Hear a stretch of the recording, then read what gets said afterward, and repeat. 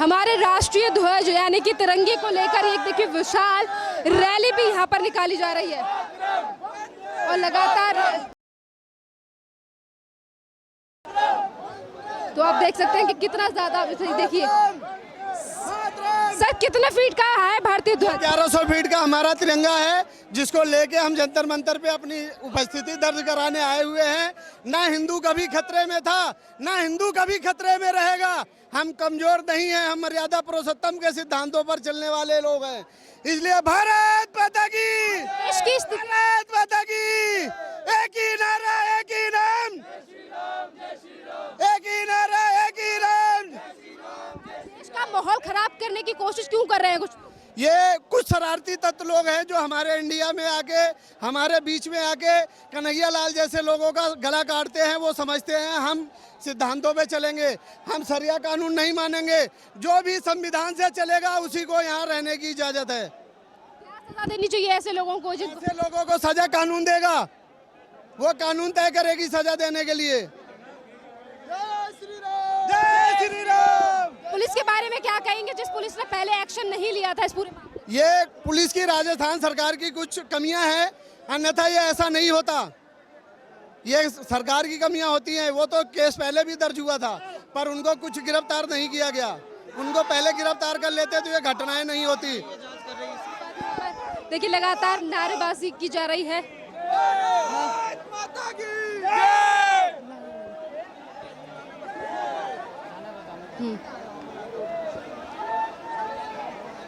तो देखिए यहाँ पर जो है वो तिरंगा रैली निकाली जा रही है। जैसे कि हमने लोगों से बात करने की कोशिश की और उन्होंने कहा कि हम देश में जो हमारा देश है वो शरीयत से नहीं बल्कि संविधान से चलेगा। और ये तिरंगा रैली भी निकाली जा रही है, उन लोगों की तरफ से जिक्र किया गया है उस बात का, उन तमाम चीज़ों का। महाराष्ट्र के पहुंच चुके हैं बजरंग दल वाले भी। आप देख सकते हैं कि तमाम जो जमावड़ा है, लोगों की जो भीड़ है वो लगातार बढ़ती जा रही है और सभी लोगों की सिर्फ एक ही मांग है कि जो देश है वो हमारा संविधान से चलेगा बल्कि शरीयत से नहीं। तमाम लोगों की यहाँ पे यही राय है और जिस तरीके से यहाँ के लोग हैं जो वो अपनी बात रख रहे हैं इस पूरे मामले को लेकर।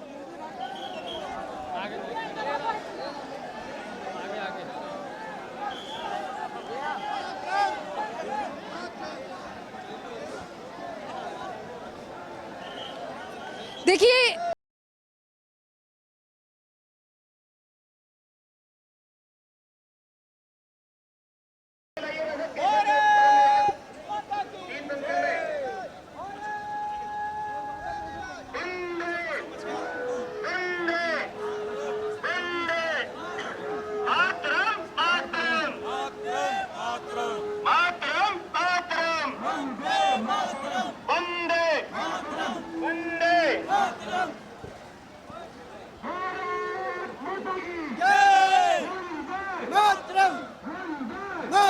बाबा क्या क्या मांग है संकल्प लेकर? आज क्या क्या मांग है? किस तरीके का माहौल हो रहा है देश में? क्यों देश का माहौल खराब करने की कोशिश की जा रही है? ये हमारे हिंदुत्व का जो नुकसान किया जा रहा है उसको हम बर्दाश्त नहीं कर सकते।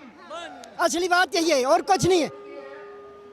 हम किसी के बारे में कुछ नहीं जानते, लेकिन हम अपने बारे में फायदे चाहते हैं। हिंदू का कोई नुकसान नहीं होना चाहिए। बस कोई आदमी एक मारेगा तो हम 10 मारने के लिए तैयार हैं। बस ये हमारी, और ज्यादा फालतू नहीं बोलते हम।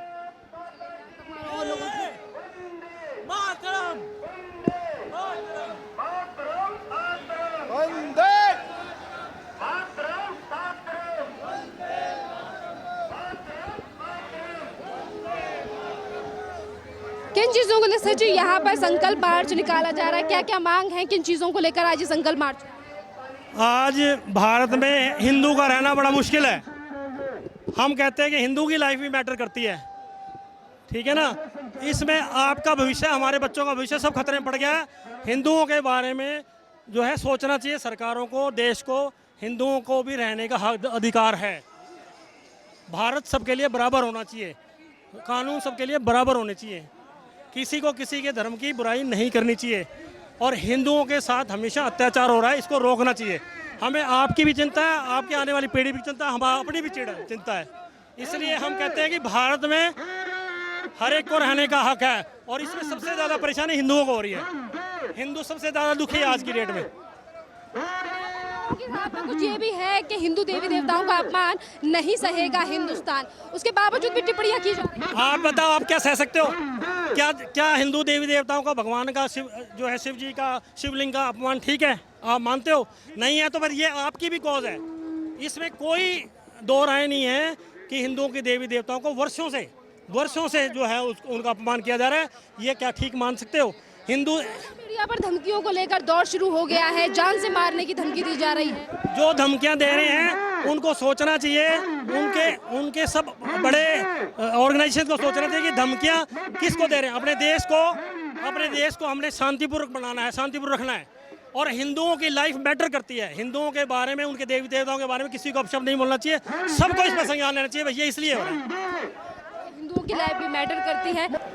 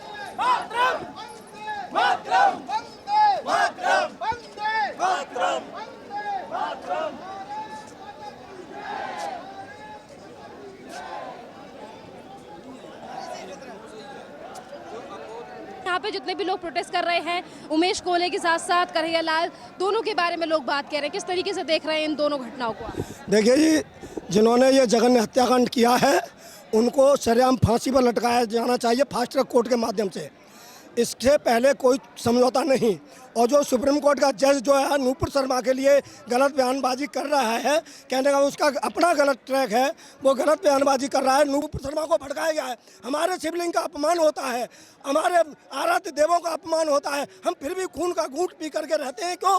क्योंकि हम बहुसंख्यक हैं। अगर अपनी पर आ गए, हम नहीं चाहते कि देश का माहौल खराब हो। ये मुट्ठी भर लोग हमको दबाना चाहते हैं, हमको डराना चाहते हैं। हम किसी भी सूरत में ये चीज़ बर्दाश्त नहीं करेंगे। हमारा शांतिपूर्वक है।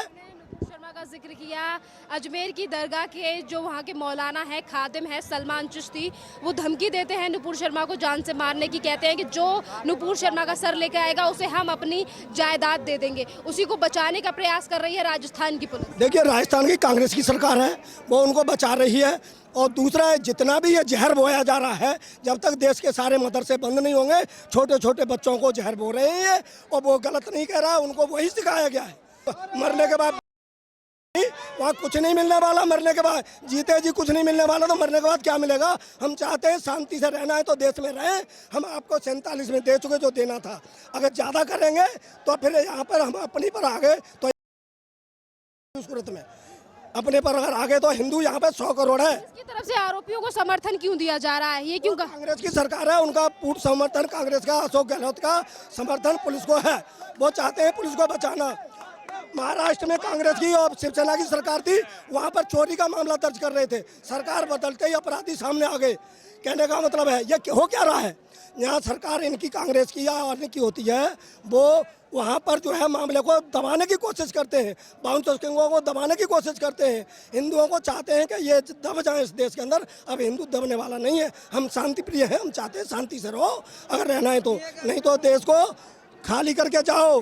47 में आपको अफगानिस्तान, बांग्लादेश दे दिया, पाकिस्तान दे दिया, वो आपके लिए काफ़ी है। जय श्री राम।